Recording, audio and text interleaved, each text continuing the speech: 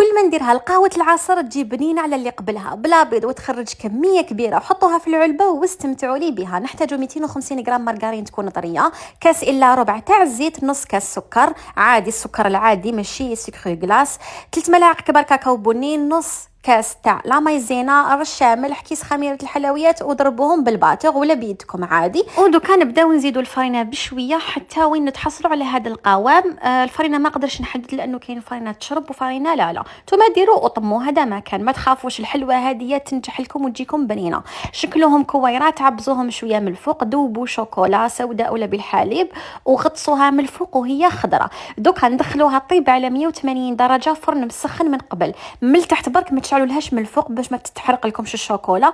كي طيب لكم من التحت وحدها هذيك الشوكولا تتشقق كيما راكم تشوفوا وتجي تذوب ذوبان، وبالك وتمسوها وهي سخونه كي تخرجوها من الفوق، لانه تكون طريه بزاف. خلوها تبرد وحطوها في الطبق. ودوكا راح ندير قهوتي. جبت قهوه اروما اللي والفتوني بها بنينه وتقعد لي راسي. طلعت البريس ديالي ودرت الفنجال. ودوكا نوري لكم الكاطو ديالنا البنين اللي يجي يذوب ذوبان. على بالي ما راح تشبعوا منه وتقعدوا دائما تعاودوه. جربوا الوصفه. سلام.